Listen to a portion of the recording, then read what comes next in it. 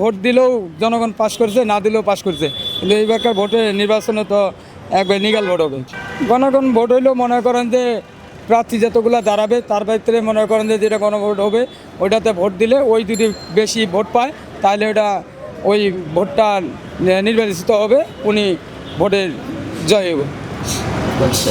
এখন নির্বাচনে ধরেন সরকার 300 আসনের ভিতরে যদি 200 আসন কোনো দল জিতে, হ্যাঁ। তারা তো সরকার গঠন করবে। হ্যাঁ। তারা যে আইনটা প্রণয়ন করবে সেই আইনটাই দেশ চলবে, কিন্তু বাকি যে 100টি আসন, ওই 100 আসনের তো কোনো মতামতই থাকলো না। না। তো এই জন্য আসলে গণভোটের দরকার। এই জন্য তো গণভোট। এই গণভোটটা হলে আসলে দেশের কি কি উপকার হতে পারে বলে মনে হয়? দেশের উপকার হবে, মানুষ জনগণ যেটা চাচ্ছে সেটা হবে, ওইটা উপকার হবে। মনে করেন যে জনগণ চাইলেও মনে করেন গণভোটের অধিকার এটা অবশ্যই তাদেরকে প্রাপ্য দিতে হবে।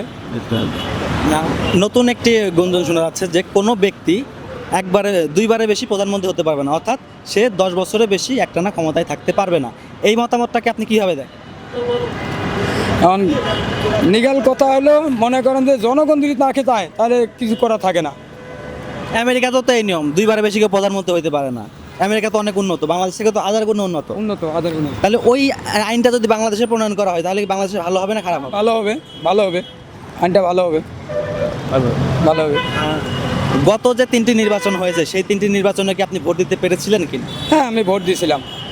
আপনার ভোটার এলাকা কোথায়? দিনাজপুর বীরগঞ্জ থানা। এইবার যে আসন্ন নির্বাচন ফেব্রুয়ারি 12 তারিখে, আপনি কি ভোট দিতে বাড়ি যাবেন? হ্যাঁ, যাইতে পারি, ভোট দিতে যেতে পারি। এইবারের নির্বাচন সুষ্ঠু হবে নাকি গতবারের যে 3টা নির্বাচন ছিল সেগুলো সুষ্ঠু হয়েছে? এবারে নির্বাচন সুস্থ হবে। গত যে 3টি নির্বাচন সেই বিষয়ে আপনার কি মতামত? সেই বিষয়ে এখন তো মনে করেন ভোট দিলেও জনগণ পাস করছে, না দিলেও পাস করছে, কিন্তু এইবারকার ভোটে নির্বাচনে তো একবার নিগাল ভোট হবে। এলাকা ভিত্তিক অনেক প্রার্থী থাকেন যারা মনে করেন যে শুধুমাত্র টাকার জোরেই ভোট কেনা সম্ভব, টাকার জোরেই ক্ষমতায় যাওয়া সম্ভব। আসলে এইবারের যে প্রেক্ষাপট আমরা দেখতে পাচ্ছি, আসলে টাকা দিয়ে কি ভোট কিনতে পারবে কিনা, বা সাধারণ মানুষজন কি আবার কি টাকার ফাঁদে পা দেবে কিনা? না না, টাকা দিয়ে ভোট কিনতে পারবে না। যার যার ভোট সে সেখানে দিবে, যার মতামত যেখানে ভালো লাগবে সেখানে ভোট দিবে।